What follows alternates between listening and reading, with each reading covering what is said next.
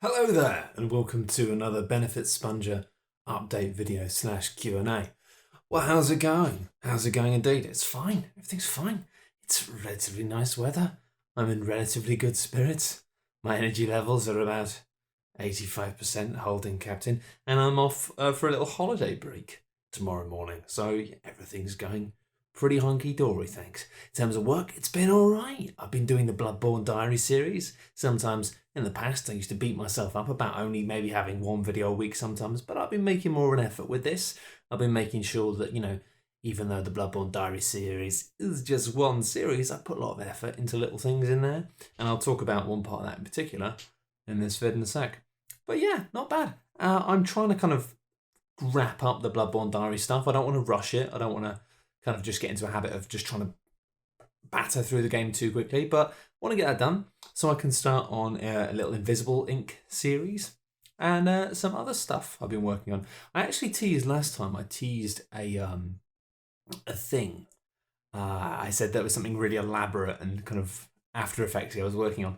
That wasn't the Bergenwerth's original advert. There was something else that I'm still working on. Oh, that's probably Log. I better go and let him in. It's Log. He's here. Hello there! You might remember me from some Bloodborne Bergenwerthers video recently. Yeah, I'm actually going to do a kind of little behind the scenes how the video was made in a minute, but I've got the real Log. I'm just going to disappear behind Matt's head, but I'll still be there. Can you see me still? Yes. Shit! So yes, that was Log. We're recording regular features. He wasn't supposed to be here for about half an hour. I thought I could squeeze this in.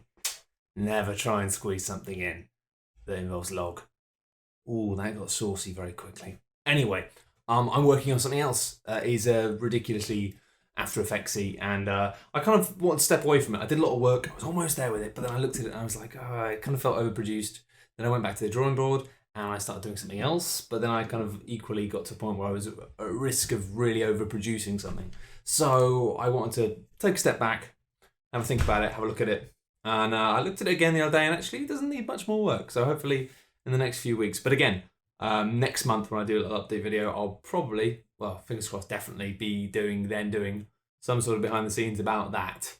Unless I end up looking at it and going, no, it needs more work again. But it should be good. It should be good. I'm trying to keep up with the mantra of making sure if I'm going to do less work, which I am, I'm doing less work, then I want to make sure everything I do is pretty good. So yeah, apart from that, all good. I just really want to play some bloody games. Witcher 3 seems amazing. Barely touched it. Destiny expansion seems great. Haven't touched it. I just haven't had any time. Just been trying to make videos. I realise now I'm a video producer. Maybe not somebody who plays games. But I have got some side plans to do with doing more collab stuff. I'll talk about that more in the future. But I do want to do stuff with other people a bit more. And whilst getting an office space might be a bit tricky still, I've got some little kind of a mid-gap stuff I'd like to do in terms of just trying to do some sort of like simple stuff, even if it is just a kind of a let's play series with some other people involved. Maybe we'll see. I don't usually do that sort of thing, but I think it could be fun. It'd be light, it's not for everyone. Yeah, who knows?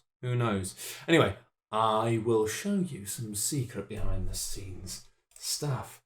So yes, Bergenwerthers original. You'll recognise this. This is kind of the final thing which went at the end of the video. We had a lot of Muppets who were like, the end of your video is like more than 50% trying to get people to subscribe. And no, it wasn't, you idiots. There was a whole little secret bit at the end with Log being even more sinister than usual. God, people are always commenting on things before they've actually looked at them. Sometimes they don't look at them at all. What's the word? I don't know. Anyway, it was good. I was really happy with this. It was a really fun little Easter egg for people who watched the series.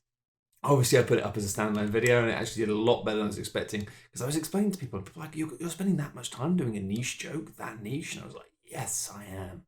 Because it's one of the beautiful things about being on Patreon, frankly. If I tried to pitch this to somebody and said, look, I'm going to need 3 days to make this thing, it's going to be a niche, they'd be like, really? I don't know. But it came out really well. I kind of cheated a little bit because I used some pre-made filters, because in the past I have done some stuff using In the past, I've done my own kind of VHS style thing, but this time I just sort of thought, nah, it was a lot of footage, and I really needed to get a very specific look, because the difficulty I had is I didn't have access to a child.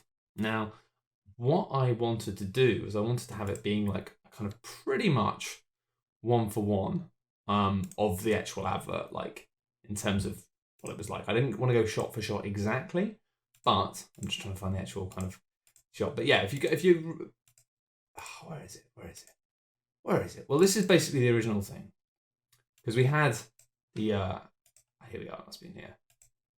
There we are. The original Grandad Sweets. So we had the original video, and we had this kid in it. Obviously, I didn't want this logo, which means I had to kind of resize the shot, so I have just the kid. But I also wanted it to be, I wanted like the footage I shot to look similar enough. That was really difficult, because obviously this is shot like, this is nice. It's a full advertising thing, even from years ago. You know, it's got really nice soft light, and it's not just grading, it's not just coloring here. We've actually got some interesting stuff going on with lighting, in terms of really strong top lighting and back lighting, and it's you know, it's TV. TV is difficult to do, but I realized the only way I could do that, the only way I could actually make it so that the footage I had fit in, was to basically, oh that's ominous, basically, you know, just destroy it really, just really ramp up the yellows, really ramp up the glow. And I did here, what I had here was a really strange effect. Let me just try and get a comp with it on. This is a good example. So we've got the pre-comp here. This is all After Effects, by the way. If you don't know what After Effects is, it's a flipping minefield. So what I've done, you see, I've got the original comp here. This is before I've applied the VHS effect. And you can see we've got some really weird stuff going on. Like, it makes John look really quite sinister. So obviously the other advantage of the VHS effect is that it completely covers up a lot of the stuff here. But I've given him a kind of strange face glow, a kind of yellow glow, which is really cool actually. I've realised I might use that in the future, because it can make people look a bit like ethereal, but if you chose a different colour, you can make them look maybe alien, or like they're an energy being or something. It's quite cool. But in this case, what it did was it meant that once you then ran it through the filters and ran it through the VHS thing, it gave a really eerie yellow look to John's face. Log's face, I'm calling him John. And yeah, I really liked it. It kind of, see, it's sort of like, it takes away the kind of weird softness and just becomes this yellow blotch, which looked very strange and didn't look right. It didn't look like a real thing, but it really helped when trying to put it up against this original footage from the advert. The other thing I discovered, which was very difficult, is that HD footage just looks dramatically different to VHS. So what I actually did, and I think this is weirdly probably one of the cleverest parts, was I rendered the video as you saw it here. So I rendered this basically without putting the VHS on it. I rendered it as a tiny video. So I rendered it as a video which has the same proportions as the original advert. So it basically made an SD video. Then I imported the SD video back in, expanded the SD video into HD. Then I ran the VHS filters over it, which means the only HD element of the video was the filter that made it look bad, if that makes sense. Because I think if I made the filter and then ramped it up, it would look really bad. Whereas this little trick worked really well. And I think it wasn't completely seamless, but I think it wasn't jarring. It wasn't like when you saw the bits from the adverts, it wasn't like, oh, that doesn't make sense. It kind of fit together well enough. But I mean, going back right to the start of it, it's there's some really good stuff. I had to, because I don't have like an amazing like rig in terms of camera and stuff. So this is just me using my green screen. And I'd already run this through some filters. So it was me just physically moving the camera towards log. And then, yeah, and then it meant I kind of got this clever sense of, by shifting the room around, it kind of gave the sense of there being motion that there wasn't really. I wanted to have that sense of a camera panning round. And this is obviously just a 2D JPEG of a living room that I've applied some extra kind of bloom to give it the sense of there being more light there than there actually was. But it was fun. It was a fun thing. So I started off with the green screen footage, removed the shake and keyed it away, added some color correction, added some weird kind of glow, then ran it through a bunch of VHS filters, and then exported it tiny, blew it up, put the VHS filters over everything, including the old advert, just to make it kind of uniform. And then that was pretty much it. And then finally, the audio is very simple. I just ran a kind of a high pass or a low pass, can't remember which one it was, to just cut off some of the audio quality, make it kind of make it bad. And then the clever thing was with the music. If you put a piece of music through an auto tune, it kind of just makes it all warbly, as if it's kind of deteriorated. So yeah, just got some similar-ish music. I think it was again in Computech stuff, because there's a lot of good stuff on there, and that was how it all came together. Weird glowy log, but it is a really fun effect. That kind of glow. Actually, I'm not sure this is it. It must be in the pre-comp. It's in the pre-comp, Jim. So you can just delete that. So that's just a sample of kind of how much. But there's a lot of detail went into it. Yeah, chromatic glow. You change the tint and see like giving kind of blue, a cool blue tint, and that's like a very different look already.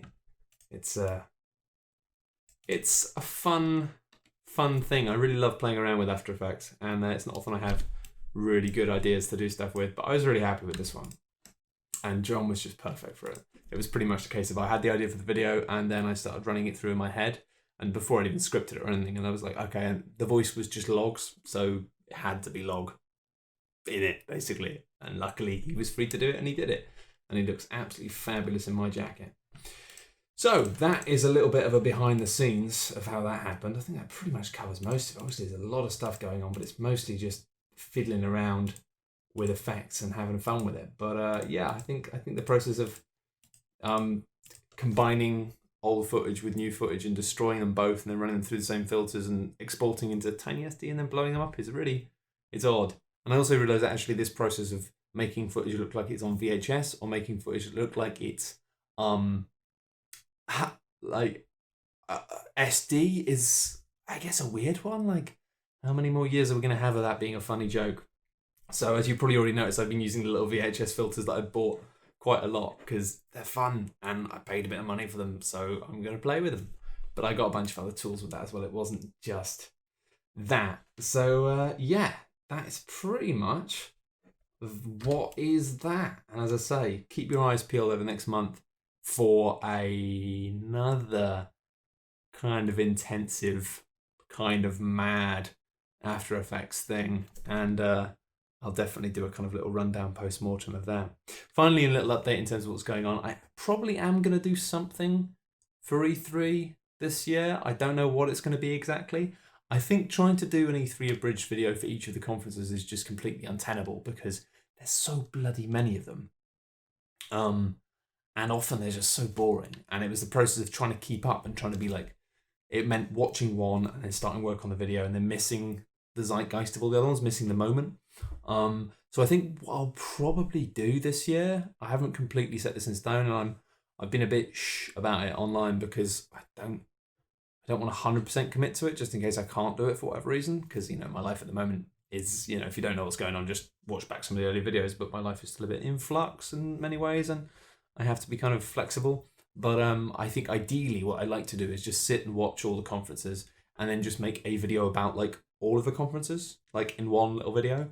And I don't know how big that video would be, probably not really big, but like just something which would just be maybe like a 3-minute kind of highlights thing, taking the piss out of like everything and everyone in one little package.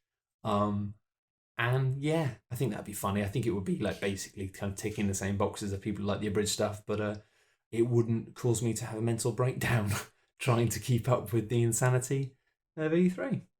So I think that's pretty much all there is in the update. Other than, I think I'd like to start doing like the kind of like, is it good things again, playing things again, but it's just that I realise now I'm so into doing the video side of things that actually I don't have time to play all these video games all the time. Like I'm trying to do so many things at the moment. I don't have time to play so many games. There've been a few things I've dabbled in, but I don't feel like I can make a video about them because I've only played them for like half an hour. And yeah, I don't know how to fix this problem, basically. I don't know how to fix this problem. So I think at the moment I'm just focusing on more long form stuff, more focused stuff by like focusing on individual games at periods. And sometimes there'll be games you're not interested in, but that's just going to be the way it is, I think. And then apart from that, just doing really funny offbeat things that have nothing to do with anything at all. Or, and as I say, maybe doing some kind of let's play stuff just for people who don't mind things a bit lighter and don't mind just things being just fun and simple and having lots of things to kind of consume, because I know that some people do like that, whereas other people are quite happy to just have these little intense morsels of things that have taken a lot longer to produce. It's difficult. It's difficult trying to appeal to everyone, and I'm not going to ever appeal to everyone, but I think maybe a little bit of variety isn't an insane thing.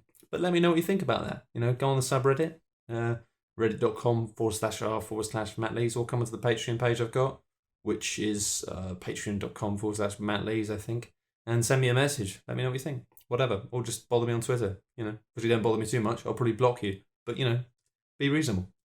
Anyway, I'm going to have to go and record regular features in a minute, but I will come back afterwards and I will answer the Q&A bits. Hello, now it's time for some questions. I said I'd do it in a minute, but then I went to Spain for a week. So it's been a literal week. And you can tell I've been to Spain because obviously look at me, I'm like a bronzed Adonis. I'm not. Anyway, questions. Trick Dempsey. This is why I love some Monster Hunter Bloodborne and sandbox games like GTA and Just Cause. I find myself with very little time to actually devote to these games. Even my favourite game last year, Sun and Sea, seemed like a daunting task to even start up. This led to me playing a lot of mobile games.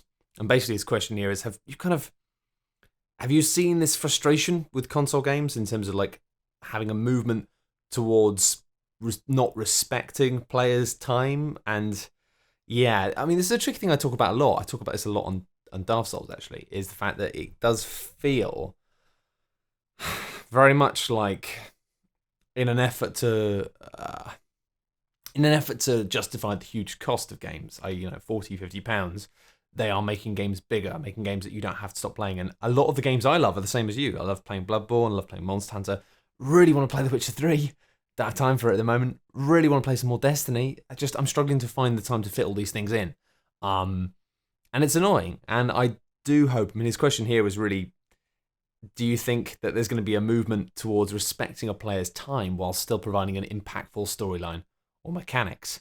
And he says, I feel there have been some attempts, but they've been largely mobile or indie. And that's true. But indie doesn't really mean as much these days, I think. Games are games, I'm less fussed about the visual experience, but which is often what you lose out with when there's less money there. But yeah, that's why I kind of enjoy playing mobile stuff. But again, I end up getting sucked into mobile stuff, which is like, well, I'll just play it for 5 minutes, but then play it for like days. Stuff like 80 days, which was just, I got hooked on that for about 3 or 4 days. But it's tricky. Yeah, I'm glad that other people find this tricky as well. I think I find it professionally tricky because I enjoy being able to cover stuff. But it's difficult to know how to do that, because you've only got a handful of options. You can either have the option of being somebody who covers stuff just by playing games for maybe an hour, filming yourself playing it and talking about it and giving a kind of first impressions, giving kind of educated guesses about what the game is going to be like, whether or not it's going to be good. And I can do that. I can spot this stuff really quickly. Give me 20 minutes for the game and I can probably tell you whether or not it's good. But also, I do like doing the kind of in-depth stuff where you can kind of really pick apart a game. But again, tricky, the games that people have loved those for have been BioShock Infinite and The Last of Us. And those are because those are 2 games that you can finish in about 10 hours, which is, 10, 12 hours, a weekend. And then you can basically play it for a few days, be done, have your thoughts on it, done. But a lot of the games I really like playing are much, much bigger than that. And you have the sensation of, when do you cover it? When do you start making a video about it? And also, I kind of want to keep playing stuff, I'm playing a huge amount of Monster Hunter 4. I don't really have any meaningful way I can cover that, because there's not a lot to say, but it's what I like playing. So it's difficult and it's interesting.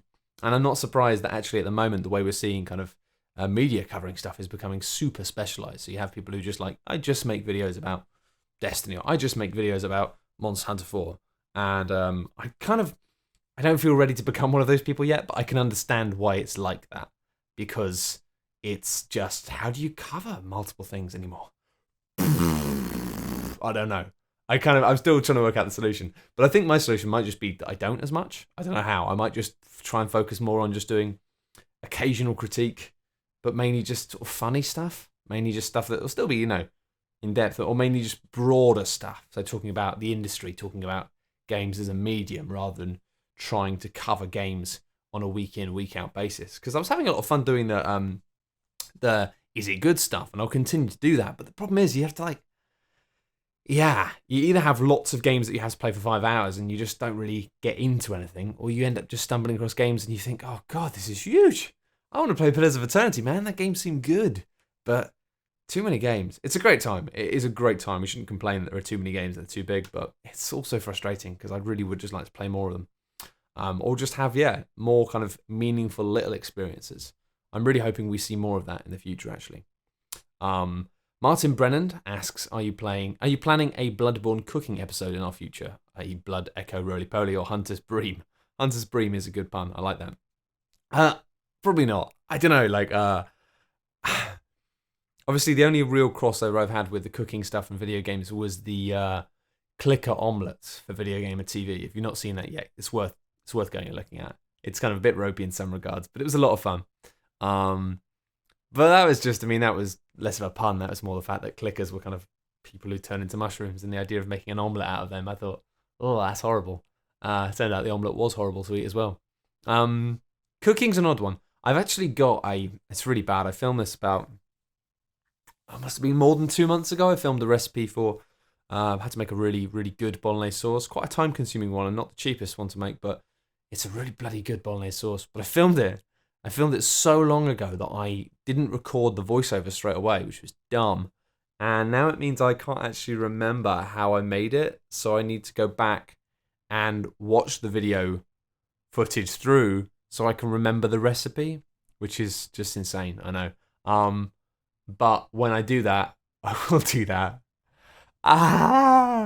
See, this is the thing, right?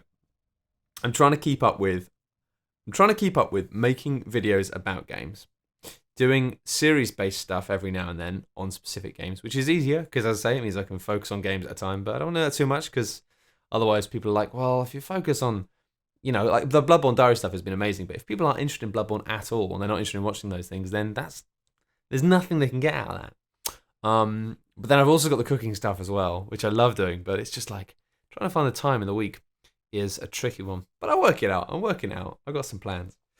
We'll see. But more cooking stuff maybe. It's difficult to kind of be able to justify just massive pun-based things like that, but hey, it's not quite good enough. Sorry, dude. Jonathan Elford says, I've become addicted to Monster Hunter 4 since the Daft Souls podcast with Keza. You should. Do you still play Monster Hunter 4? Yes. What hunter rank are you? And are you focusing on single player multiplayer? He says he's progressed quite a lot in the single player, but still doesn't really feel like he knows what's going on. Yeah, that's kind of true. And also points out the fact that you have no idea how to use the weapons unless you watch kind of Gaijin Hunters videos. That's also true.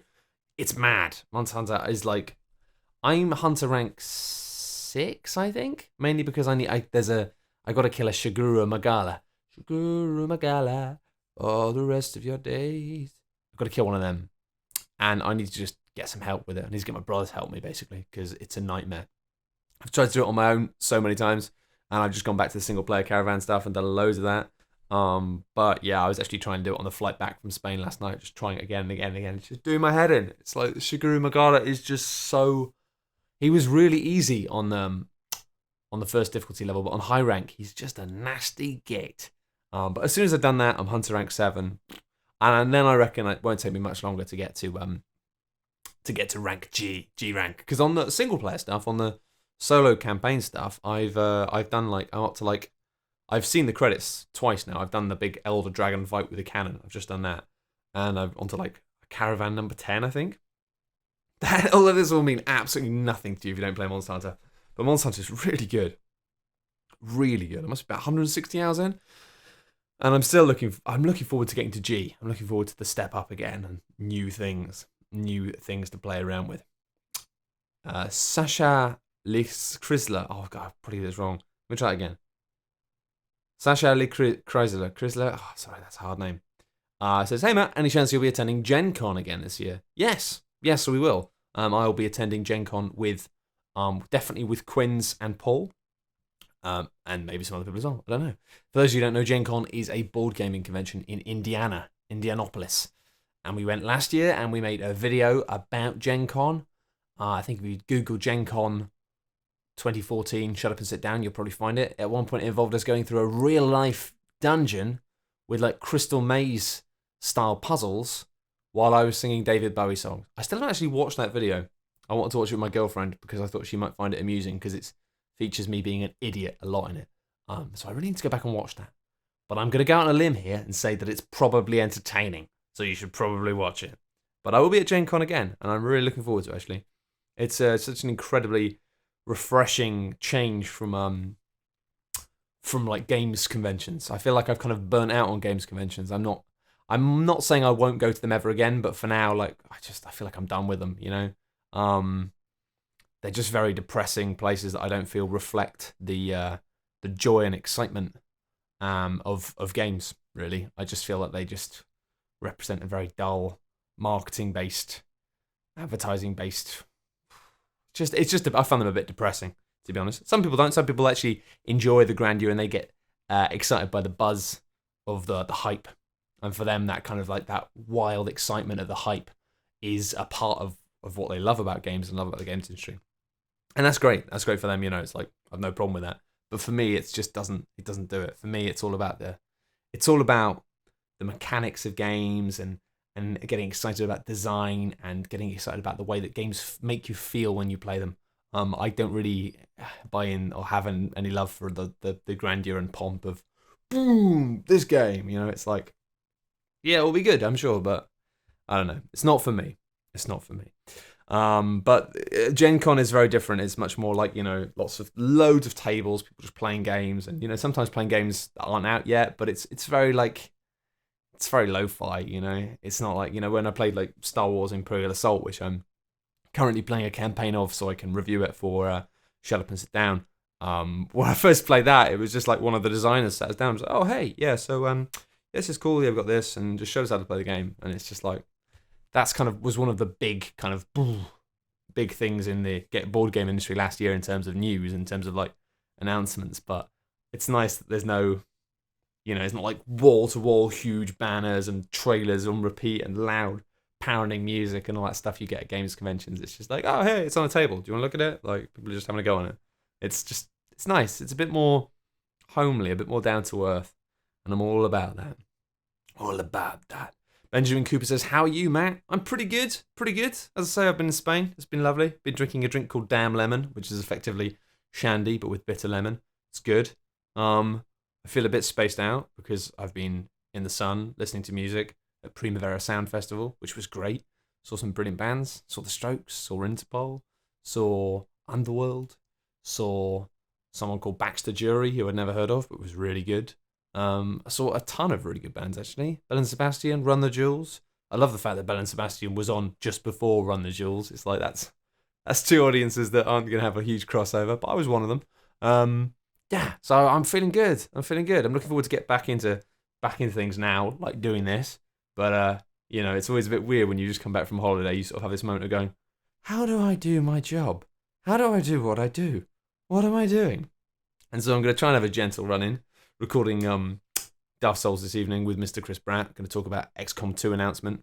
Don't really talk about that sort of thing usually. Don't talk about kind of preview-based things or upcoming stuff. Prefer to focus on things we've actually played, things we've actually experienced. But there are certain exceptions where I get very excited about upcoming stuff in different ways. And yeah, I'll talk about why on the podcast, actually. I won't go into that here. But yeah, that should be good. And I think this afternoon I might try a bit of Destiny, just catch up, because I haven't actually checked out any of the new stuff yet, and I really want to kind of get a feel for it, so I can make another video about that. Curtis Rainbolt Green says, how did our community, the gamer identity at large, become so ignorant about the inner workings of our entertainment/art, and how to improve that community knowledge? Are we even capable of changing course? This is a really easy one, unfortunately. Like, the reason that our community became so ignorant about the inner workings of our industry is because people don't listen. People aren't really interested in listening. Or more accurately, people aren't interested in listening to things which do not directly confirm the things that they already think. And that is the problem. That's it. There's nothing more than that. Because I think over the past 5-10 years, we've seen occasional things spark up where people get incredibly angry about this and go, this is now, and, you know, gamers get furious about something. And then somebody within the industry who has been working in that area for a long time will just very calmly pipe up and say, oh, actually, and they'll, you know, either have a video or a piece of writing which will just explain. It will say, okay, that's true. This happens because of this. But you thought this was happening because of this, when actually it's kind of more a combination of this. And people just don't listen. Like the fury train rolls on and people don't listen. And that's it. That's it. But I mean, that's not restricted to games. That's just a thing that happens across the board in all of life. People get angry and go, why is the world like this? And somebody goes, well, actually, I know this, and it's this. But then people go, well, that's not. Well, that doesn't. No. I still want to be angry about it. I think sometimes people still want to be angry, and they just feel that the justifications aren't enough, and I don't know. People are dicks, basically. People are just dicks. But yeah, I mean, I think it also doesn't help that there are a lot of people who are seen as being like trustworthy industry sources who just don't have a fucking clue what they're on about. Like, you know, they do not have a fucking clue. Like a lot of the big YouTubers have gained their kudos through originally not being part of the system. You know, that's the reason that they're trusted, is because they're deemed to be not a part of the system. And at one point that was true. It's not anymore, because now they are a part of the system and they're making a huge amount of money from the system. But they're not integrated into the system. That's the difference. They are a part of the machine, but they've never actually been inside the machine. They've just been integrated by marketing teams and by advertising teams. And so it's this strange thing of the fact that now they are very much a part of the beating heart of the industry, but they don't actually know much about how the industry works. Or what they do know about how the industry works is what they've been directly exposed to. And what they're directly exposed to is not a lot, because effectively they are just another arm of the marketing and advertising machine, because YouTubers are incredibly, generally speaking, I mean, I'm not speaking about all YouTubers, because obviously I'm technically one of them, but they are very easy to manipulate in terms of advertising and marketing. There's not a lot of nuance there. It is just a case of, would you like some money to make videos about our game? And a lot of times they just go, yeah. And that's it. And there may be some disclosure, there may not be some disclosure, but the finicky details of that don't really matter. There's not a lot of finesse there. It's quite a simple system. And I think a lot of the problem with people not understanding how the industry works is that you've had a lot of people on soapboxes who've been complaining loudly about the industry and talking about the industry without actually knowing anything about how it works. And a lot of the things that they've said have just been taken as being true. And obviously, you know, people like, you know, Hatman and Angry Joe and stuff, and then lots of these characters are very much guilty of this, of talking about things that they just don't know about. And anyone who knows about these things just looks at it and goes, you guys don't have a fucking clue what you're on about. Like, you really don't know what you're talking about. But again, as these things happen, people write things saying, I've been working in this thing and I know about this, but people don't listen because they want to believe what they want to believe.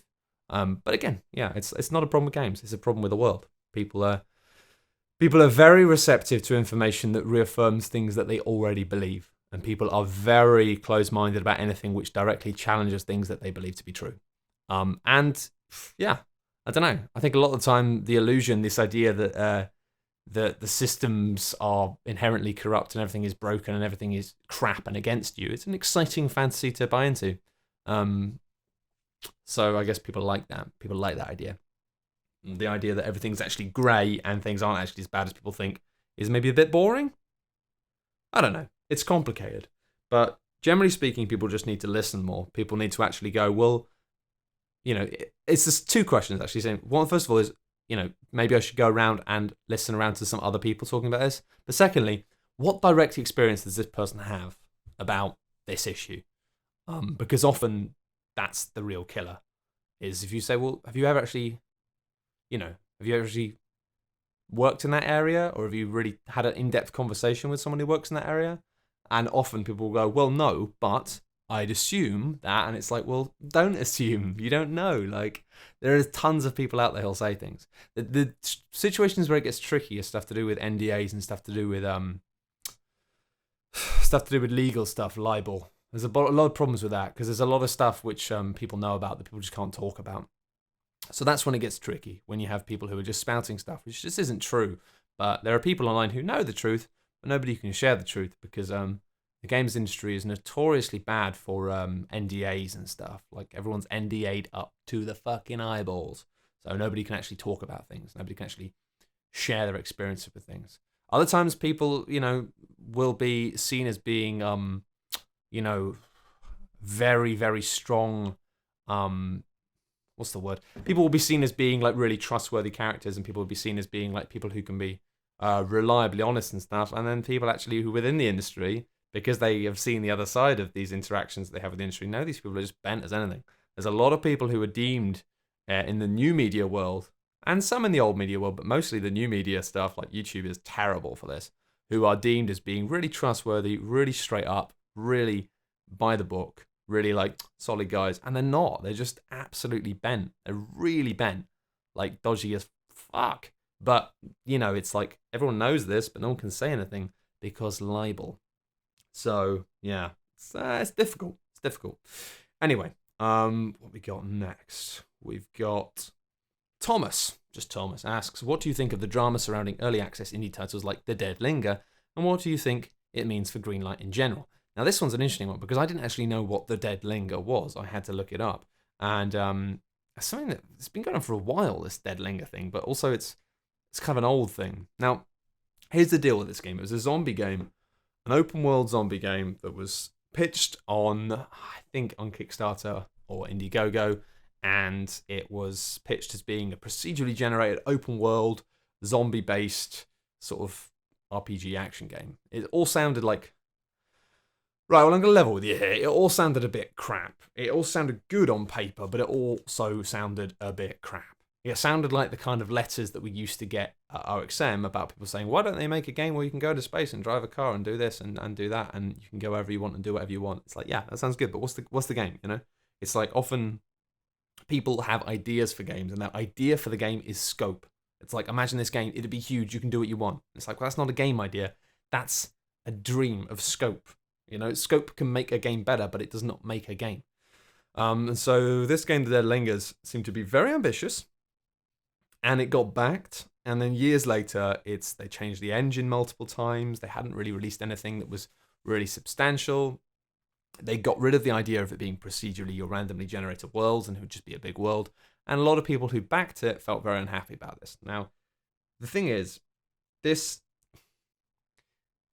bottom line is people should not have backed it, because I went back and looked at the original pitch, the original, like, what they were going to do. And it was just big dream stuff, right? They were talking about all these things, and then they were showing, like, pretty poor concept art. They were showing very basic 3D models of, like, what the zombie heads might look like. They were talking about, there was one bit in the video where it said, a massive, fully interactive 3D world, and their visual illustration for that was a grey kind of piece of, like, simple 3D basic art of a door opening in a wall, like a door. And it's just like, these guys, they haven't made anything yet. Like, if they haven't made anything they can show. So you've got a studio of people with a hugely ambitious game, with a hugely low budget of money they're asking for to finish this game, and they haven't actually got anything to show you. And in these situations, all you can do is you can look and go, well, who are these people? What have they made before? You know, what's their credibility? What's their background? Because it's like, if these guys are a studio who've made this other game, they had made some other games, but it was like nothing really looked that good. And, you know, I've got nothing against ambition. I've got nothing against people going, you know what? We want to make this. It's going to be grand. It's going to be huge. It's going to be amazing. I've got a lot of time for that. But you don't start then budgeting that and asking money from people when you don't actually know what it's going to be. It's like if I was going to say to you, guys, I'm going to make a full-length feature movie. It's going to be a fantasy, sci-fi, comedy film about something. Now, a lot of you guys might just go, oh, that sounds amazing. That sounds brilliant. And if I was starting to ask you money for that, then fine. But hang on, like, have I actually done that? Have I actually ever done anything longer than just a really short thing?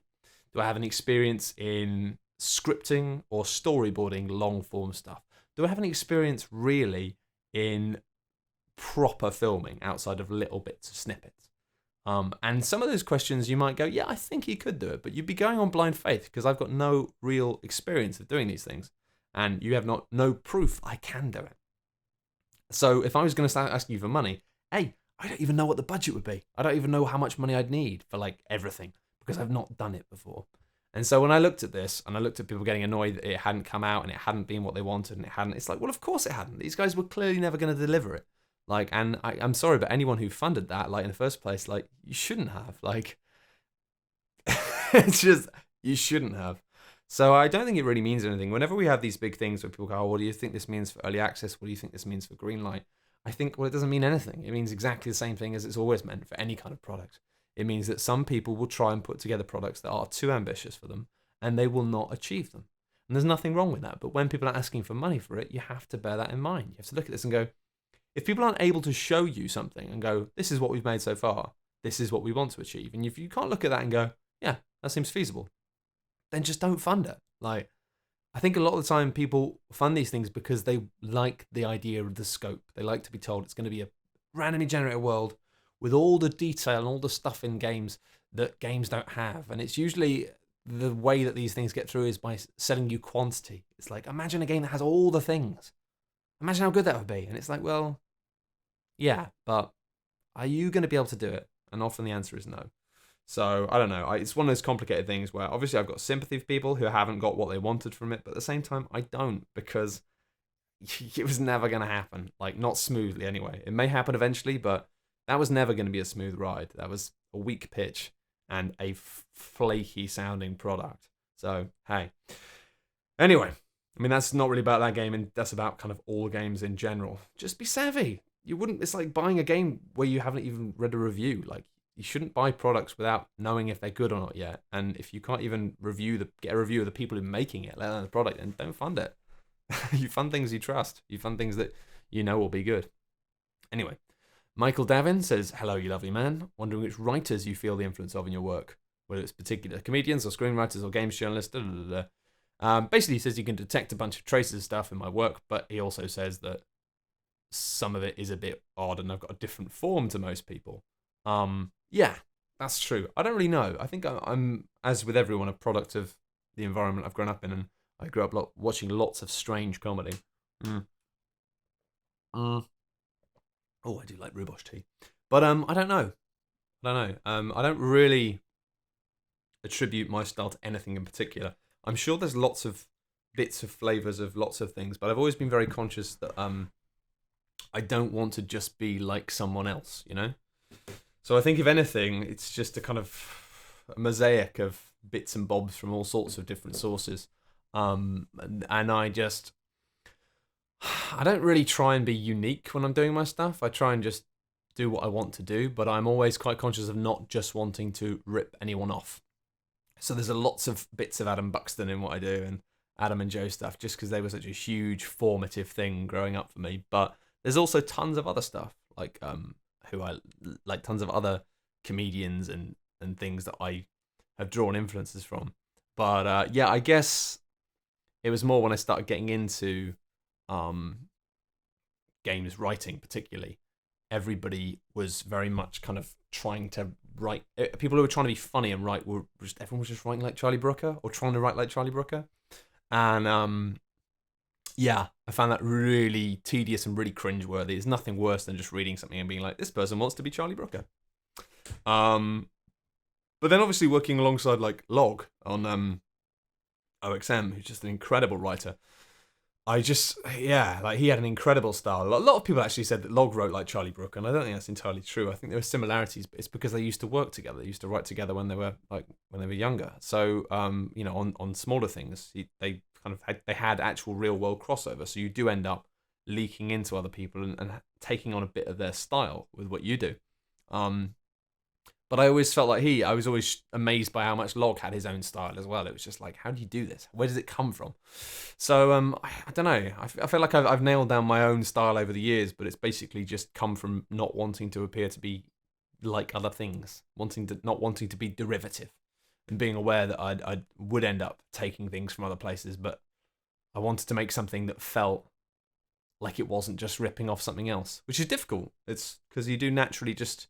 That's how most people start doing funny things. It's just by copying other things, doing impressions of shows, doing impressions of characters. You know, to move away from that into doing something of your own is tricky.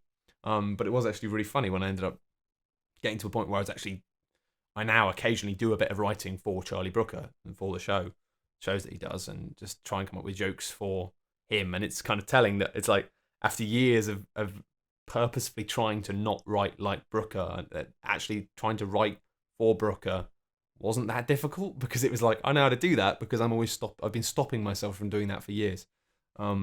just because it was just such a horrible cliche of everyone trying to be Brooker for years and years and years. Oh, God, stop it. Just find your own style. Yeah, I don't know. I don't really have an answer for that. And these days, I don't watch a lot of stuff. I try and keep up with some things, but I don't tend to watch a lot of videos from peers or from like the industry. I still watch a bit of video game and TV stuff. I love the Miller Report. I watch Shut Up and Sit Down stuff from the other guys who make the stuff, just so I keep an eye on what they're doing, and also because it's just really funny. Generally, I find that there isn't a lot of stuff I like on the internet, especially in games. I think that's the nature of what I do. I think that's the reason it happens, is that I looked around the internet and what I wanted to see doesn't exist. I mean, like stuff like Mega 64 is okay. I quite like it. Sometimes it's really good. But it's not quite what I want to watch. So I don't know. It's this weird thing of like, I create stuff that I want to see, and there's nothing else. I don't think there's much else out there that's quite like it. I find the in-depth style stuff that's similar to my stuff is just a bit too dry, and I find that the humor-based stuff is just a bit too kind of college humor, stoner humor for my liking. It's not bad. It's just that it's not quite for me. I wish there was more stuff that I was like just like my work, because then I could sit and watch it and I could enjoy it without knowing what all the jokes are going to be and stuff. That would be cool. And actually, yeah, I've got some plans for maybe working out a way that could happen in the future. But yeah, I don't know. I try not to look at other people's stuff anymore. I still look at like media generally, but I don't tend to look at what other games journalists are doing anymore, or other YouTubers, because I often don't find it very interesting, and B, I often don't find it very helpful. I think sometimes it's a good idea to keep a general scope about what's happening and what people are doing and what people are up to and what's good and what's working. But at the same time, it's really easy to just start losing faith in what you're doing. You look at somebody else is doing something, it seems to be really successful, and you start thinking, oh, maybe I should do something like that. Or oh, maybe I should do a series like that. And it's not helpful, It's like comparison is the thief of joy. I've probably mentioned that. That's a thing I keep thinking. It's like, what's the point? Like, you're just looking at other people's stuff. You're just going to be seeing people who are doing things that are shit, that are much more popular. Or you're going to be seeing people who are doing things that are better than you, and you're not going to be able to do anything about it. Like, I think it's good occasionally to keep looking at things that are better than what you're doing, just so you can hype yourself up and you can be like, oh man, I could do better. But more often than not, what you see on the internet, what I see in my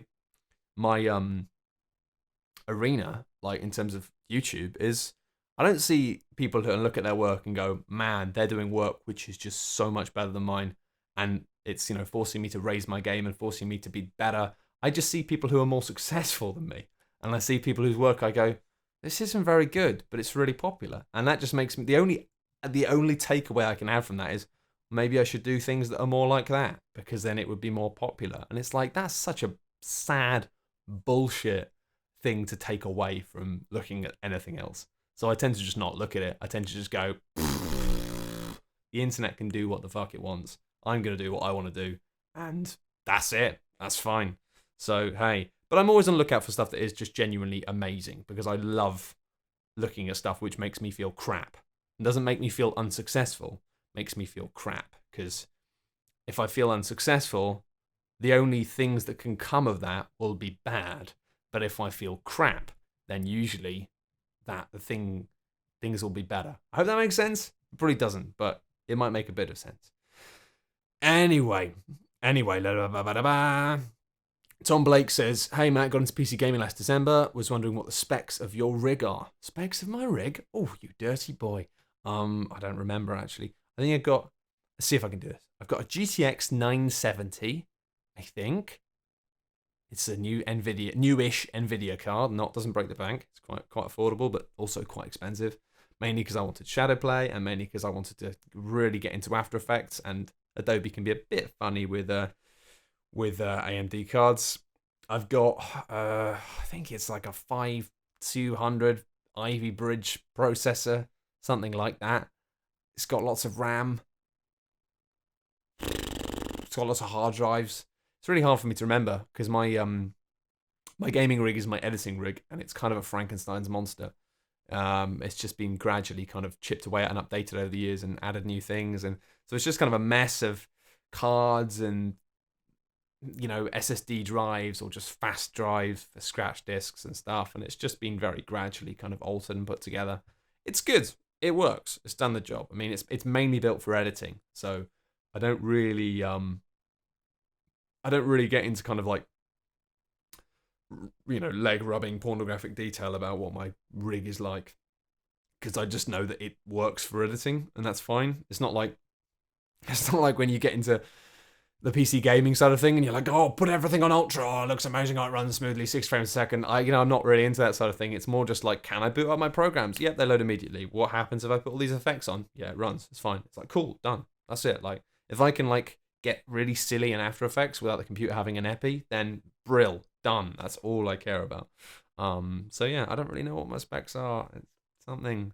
It's not an i7. I remember it's not an i7. It's an i5, because occasionally I go, ooh, you should have got an i7. PCs, they're awful, but they're also good. It's fine. What an appropriate thing to do before this question. George Conway says, hey Matt, if you weren't ever allowed to be silly or whimsical again by decree of some magical being or other, what would you do? Well, no one knows what I'd do. I'd be stuffed. Literally stuffed. Like a stuffed toy. And put on a pink castle wall. There we are. That's me being horribly whimsical for no reason again. So, Ross Kennedy. One of the best events to attend in London. Doesn't have to be gaming. I went to this year's Chinese New Year's and it was fun. Wondered if you'd been to anything quite like that. Oh yeah, like London's just full of stuff. Like London's just, I mean, I don't really take advantage of London because I don't like people. I don't like places with lots of people. So whenever there are things like that going on, not interested. Like I went to, what's it called? Notting Hill Carnival. It's too many people. It's just too many people. So there's tons of stuff you can do. All these big events in London. They're on all year round. There's stuff going on in parks all the time. Brilliant, brilliant, brilliant. But to be honest, I just like access to niche things, personally. I love going climbing. I love the fact that there are tons of little climbing centres around London that I can potentially choose from. And they're all quite good. So I like the fact that if you've got a niche interest, then you can do that. So there's not really anything like I'd recommend. It's just like, if you live in a big city, then it means that you can do whatever you want. And you can just really get into something. And that's awesome. Although increasingly we're getting that in smaller cities as well. So yeah, fine. I'm not a good Londoner.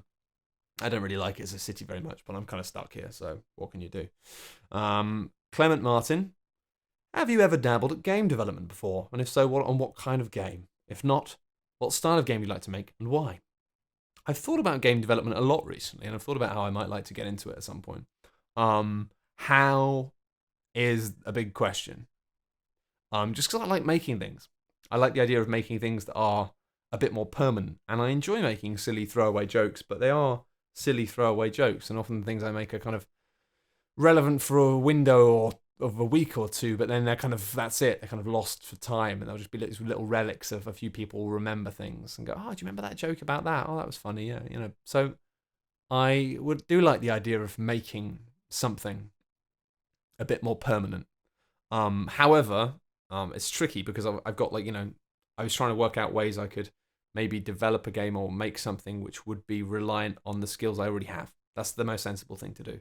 Rather than completely trying to learn a new skill set, what skills have I already got? And I sort of think, well, I can write, and I can video edit, and I understand like composite in terms of video editing, in terms of layers and stuff. So that could be useful for something for like making a 2D game, having an understanding of how to manipulate multiple layers of an image to create effects. That's something I could probably do quite easily to make things look nice.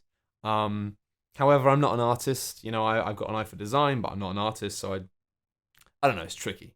I'm interested, like maybe stuff like Inkle. The fact Inkle make games like Wizardry. I think it's called Wizardry, and 80 Days and stuff like that. And that's just writing, really, programmed into a cool engine. So that's the sort of thing where I sort of think, yeah, I could probably make something like that. But I don't know. I'm interested in dabbling into it. Again, it's just finding the time. Maybe in the future. I think at the moment my life is a bit too complicated and I've got too many things and too many commitments. But maybe in a couple of years, when things kind of quieten down, it might be nice to just be able to put aside like a day a week to just sit and start learning. I'd like to be able to do that. I'd like to be able to do something like that. Just learn how to make something. in-game maker or something. That could be quite fun. I'm not sure how that would work or if it would work. But I don't know. I used to shrug it off and go, no, you couldn't make games. You're not technically minded. But I've realized now that that's just not true. I'm very technically minded. I just didn't like the idea of being technically minded because I thought it was boring. But actually, I'm not good with maths, but I've got a very machine-like head, and that's why I'm good at After Effects. I can be like, put this here and that there. I've got a head full of mad cogs. I don't know what sort of game I'd make. Yeah, I mean, I think it would be less about thinking about theme and design and ideas and more about just rolling it back and being like, what skills do I have that I could automatically implement into game design without having to learn anything new? And so having a game which was heavily based on text, or having a game that was heavily based on video somehow could work as well, like an FMV game, for example. Like, I know how to make video, so that would work somehow. But yeah, so it's not something I've got any plans for, but it's something I do think about a lot. I think I'm so fascinated in game design and why games work and why games are fun. I think at some point I will inevitably end up drifting towards the idea of actually trying to make something. Just because I think, yeah, I've got a passion for it. That's where my passion lies, is the construction of these things, not necessarily the any other element of it. I'm not very eloquent today. Clement Martin. That's the name of the man I just asked a question of. So I'd say your name again. Clement Martin. Oh, Clement. He says, cheers, Clem. Clem, that's a good one. Tavis Carrot, that's a great name as well. Do you think there's a difference in your presentation style and how you think about issues between now and when you worked for OXM? Are you now more honest to yourself or perhaps more aware of your possible audience? That's an interesting, multi-layered, quite a complicated question. My presentation style and how I think about issues has definitely changed dramatically between now and when I worked at OXM. I didn't have much experience of being a presenter or being on camera when I was at OXM, so my style was very different. It was much more traditional presentery. Now I try to be a lot more myself. And there's an element of performance, but it's much more me. I think about issues a lot more than I did when I was at OXM because I was a very different person then. And people I've met in my life over the past 6 years have dramatically changed the person I am and how I look at the world. And I'd like to think that I'm a lot less egocentric than I used to be. I used to be unable to really look at the world from a perspective other than my own, or a perspective other than ones that were already quite similar to me. And I like to think that's changed quite a lot and maybe quite a different person. I think, am I more honest to myself? I think I'm honest to myself in both regards. I was then, I am now. It's just I'm a different person slightly, so it's not the same. And more aware of your possible audience is an interesting one, because when I was at OXM, I was very much aware of my exact audience. I was working for a brand which had a specific audience already. And that's an interesting thing about working for a website, working for a brand. It's like you inject a piece of yourself into it, but generally speaking, you work for the brand. You work for that. So that's what you're doing. So yeah, that's what you do. So, I've just got freedom now in the fact that I can choose my own audience, which is huge. It's a huge thing to be able to do. And it's something which obviously most people just can't do. And I've been really lucky to be able to actually go, okay, I'm going to choose my own audience, and it's going to be a small audience, but that's fine. And I've been lucky to find a small audience that's also quite a big one, which is amazing. So yeah, I guess I wasn't being dishonest back then. I was just doing more of a job, and I think in some regards that's good, and in some regards that's bad. I often actually kind of miss that simplicity of having a job, of having like, hey, you've got to do this. You've got to write a preview about this game, and you've got to write it for this audience. Or like, hey, you've got to review this game from the perspective of, will these people want to buy it? And I do occasionally miss the rigidity of that, the kind of like the specifics. You've got to do this, you've got to do it in this way, and you've got to do it in this time frame. Whereas now it's more like, you can do whatever you want, and that's sometimes tricky. It's great, but it's sometimes tricky. And sometimes there's something nice about just being given quite specific tasks and having that framework. But I'm working around it. I'm getting around it. Okay. A lot of questions this time. A lot of questions. But it's once a month, so it's fine. I'm just running out of puff, as my granddad used to say. I think he was referring to trains, steam trains. Oz asks, when can we start looking forward to another live show? live show, or do you have any plans for larger events like Dark Souls gaming days, tournaments, gatherings, lectures, or cult getaways? God, that's a lot of stuff. The problem with Dark Souls is it's just me, and everyone else is a guest, and that's awesome. But anything that happens, I have to kind of organise, and I have to rely on the goodwill and faith and calendars of everyone else to make these things happen. I would love to have another live show, and I'm sure we will have another live show. There may be another one at Nottingham Game City this year. There probably will be. And I'd love to have a London-based one as well. I just need to sort it out. And it's the difficulty of basically being like, okay, who can do it on these days? Who's interested in doing it? Etc. Etc. Etc. There's a lot of stuff I really want to do with Dark Souls. And I'd love to be able to involve, my co-hosts a bit more with it somehow. And really make something of it. But at the moment, I mean, it's difficult. I've just built tea on the floor. At least it wasn't on my crotch, not a return to form. Although it was a bit on my crotch, actually. Anyway, it's tricky. It's tricky. I'd love to have live shows. I'd love to also have some simple merch, just because I really like a t-shirt that said Dark Souls and it had the logo on it somehow, or a version of the logo that went nicely on a white t-shirt. I'm intending to sort this stuff out. I really am. It's just trying to find the time. For now, I'm just keen to try and get into the flow of having the podcast being regular, because at the moment it's not even every week. It's like sometimes not for 2 weeks, not for 3 weeks. So I'm trying to get that down first. And as I say, I have plans for how to get that sorted out a bit, how to get that kind of a bit more rigid. So yeah, in the meantime, just enjoy the podcast. Just try to enjoy the podcast, please. I'm begging you. Events and stuff, all of these things are just a bit much for one person, frankly. And in the future, if I can arrange it so that I can have some sort of thing where I'm working with more people and we have a team of some sort, then yeah, definitely up for all of that stuff. But at the moment, I'm just conscious that I am only one person and I don't want to burn myself out trying to do too much. Okay. Paul Cosgrove says, playing Bloodborne, and the grind is demoralizing me. Is there any advice you can give about how to approach the combat so that it clicks for ham-fisted noob? So yeah, Bloodborne is actually quite bad for that, I found, the grind side of thing. If you're not good at it and you end up grinding through your potions, it's a bugger. What I would recommend is, if you are having a bad time, Chalice dungeons are good, because you can go and do the Chalice dungeons. It's a bit of a change of pace. You will get some better gems, which will help you in the combat, help you do more damage. Also, there's no shame in just going back to Old Yarnum and running around killing some dudes just to collect some potions, just so you can stock them up in the bank. And yeah, I mean, really, a lot of it comes down to just keeping your cool and not rushing in too much and not stressing out during boss fights. All sounds kind of obvious, I know, but it is important. There's not a lot I can say on that, really. It's tricky. It is hard. I think practicing how to parry attacks is also incredibly useful. Use a pistol. Use a simple pistol. Learn the timing for the parry. Look it up online, and that will make it a lot easier. God, I'm so parched. I'm going to drink all of this tea.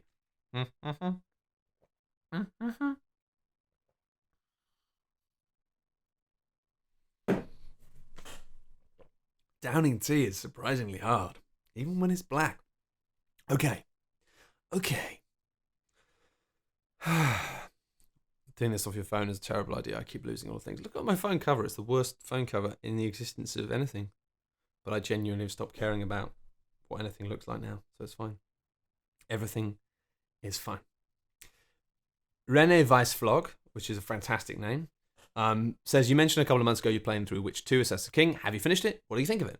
I didn't finish it, no. I got to the second bit. I got to the bit with the cool battle being reanimated, and I was on the side of the dwarves, and it was kind of good, but I sort of lost interest a bit. Don't know why. I love the first act. I thought it was really sharp, really cool. And then the second act, not as good. But I also felt like I got enough of the flavour, I thought, yeah, I got enough of the flavour of this. I can probably go and play The Witcher 3. But I might go back and play some more of it, actually. Because I've kind of The Witcher 3's been out for a few weeks now, and I've been in bloody Spain, so I've missed my opportunity to be, relevant with that. So I'll probably just wear a white wig and put some swords on my back and run around topless in the park or something and make a video about that. I'm not joking. That's probably going to happen. I don't know when it's going to happen, but it's probably going to happen. Yeah, maybe I should go back to it. Maybe I should go back to The Witcher 2 and just talk about The Witcher 2 and be completely irrelevant. Coleman says, if a fan were to animate a snippet from one of your podcasts, would this be taken as a flattering tribute or be met with severe legal retaliation? Hypothetically, of course. Coleman, it would be fine. Like, absolutely fine. It would be incredibly flattering. It would be wonderful. No, like, I mean, one of the great things about the fact that none of my work has adverts on it, none of the work that I do for me and myself, is that you can do what you want with it. Like, it doesn't matter. Like, if people wanted to, if there was a channel which was just ripping all of my YouTube videos and just putting them on their channel, providing they weren't putting adverts on. If they're putting adverts on it, I'd be like, hang on a minute. But other than that, people can do what they want. It's why I put some of my stuff on Facebook now. I've set up a little Facebook page so people can like share videos on there. It doesn't matter. It's wonderful. Like, the whole thing about being like, no, you can't copy this, or no, you can't put this anywhere else, is just because having it there in one place is for advertising reasons and for brand reasons and for like how people make their money. And that's fine, but it's not how I do stuff. So yeah, like, if you want to like take a bit of a podcast or take a bit of a video I've done, do something about it or use it somehow, or you're free to do that. Like, as long as it's somehow credited to be like, oh, this is Matt Lee's, this is his stuff, fine. It's one of the beautiful things about the way my work is sent out into the wild. Like, it's pretty much like copyright free. I don't care. As long as people aren't trying to make money out of it for themselves, you can do what you want with it. Like, because it doesn't matter. It's already been paid for. Like, it's cool. So yeah, if people want to animate the Dark Souls podcast or bits of that, that would be amazing. I'd love that. And yeah, you can put it on your own channel. You can do what you want with it. I don't care.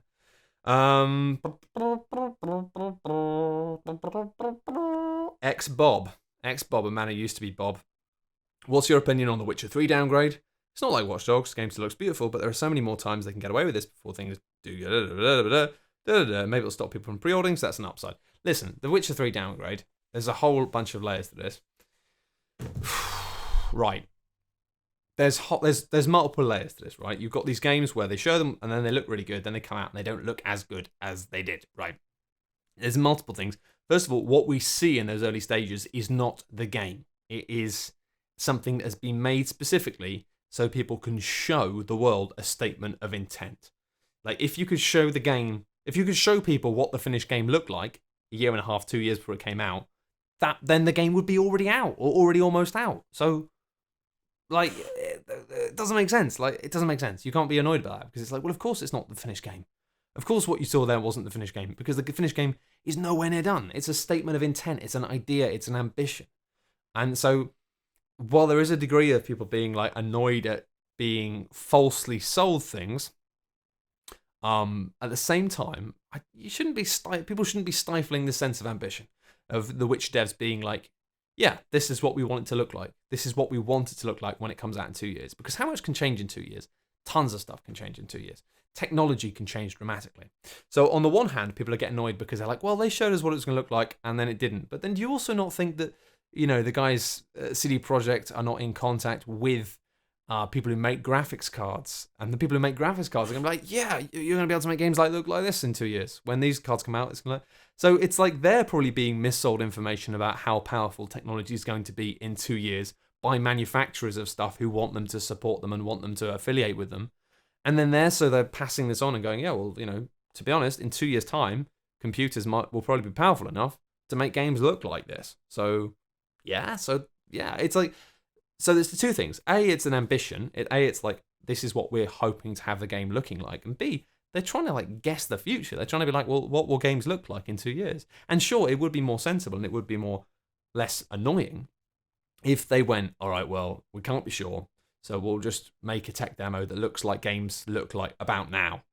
And, you know, then it means that if it looks better in the future, that's cool, but at least we know that we're not going to have to downgrade it at any point. But then people would just bitch about that. People would be like, this game looks rubbish, because people are used to seeing these glorious, beautiful things that blow their minds. And people are like, well, this looks rubbish. It's coming out like in 2 years and it looks like that. That's rubbish. I'm not going to get that.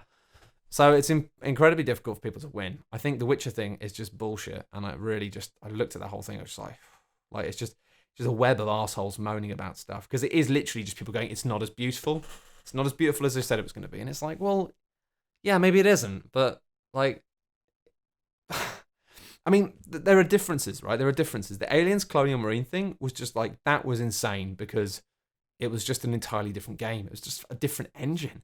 It felt like it was showing something which really presented itself as just being, I mean, that was nuts. That was just like, it wasn't just a loss of graphical fidelity, it was a loss of atmosphere, it was a loss of so much. Like, it affected the game. And the same is true with Dark Souls 2, the downgrade there. You know, the lighting engine was just gone.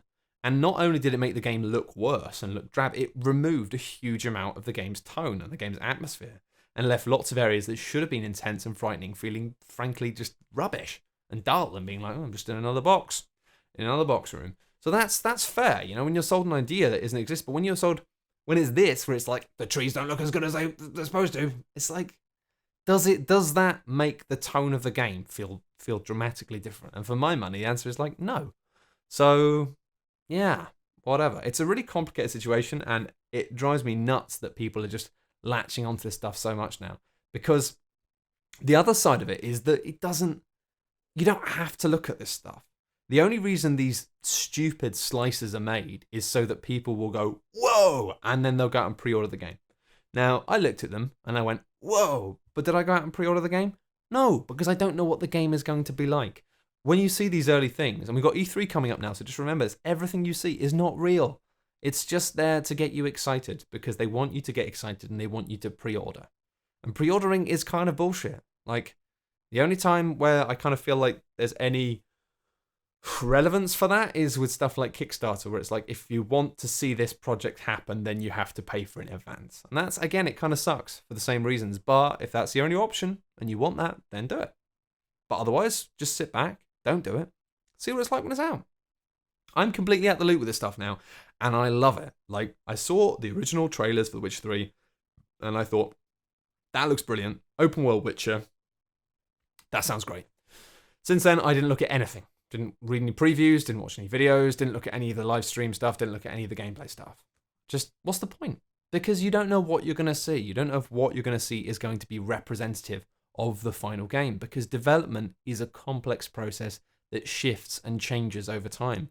I don't believe there was any malice with Dark Souls 2. I don't believe they thought that they were... I honestly don't think that they were like trying to trick people. I just think that From Software were way too ambitious with what they actually thought they could achieve, and then they realized they couldn't achieve it.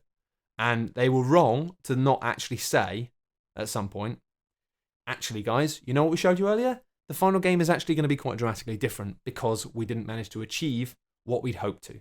But that's an incredibly brave thing for a developer to say. I get it, it's complicated. It's annoying. This prepackaged stuff is very annoying, but you don't have to buy into it.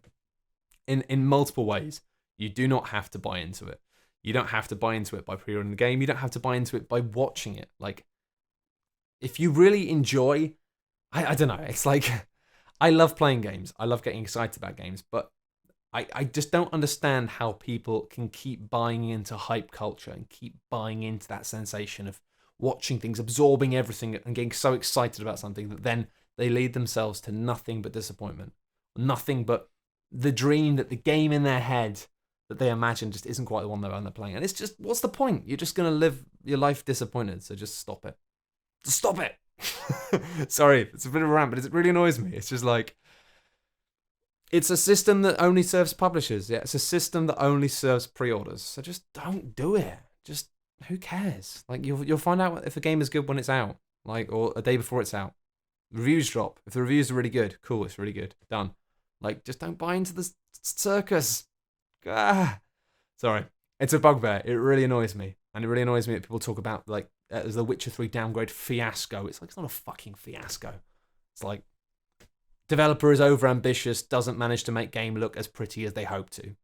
Wow. I mean, considering CD Projekt Red's background, the fact they came from like selling pirate games in a market, and how frankly their games are made like on comparatively very small teams of people making them, and they're able to make this stuff. These guys are amazing. Like, if you think they're bad because they didn't make it look as nice as you wanted it to, fuck you. Like, these guys are amazing. They've got talent. They have got talent coming out of the wazoo. Anyway, that's all the questions, and that's the end of this quite lengthy monthly update and Q&A vid.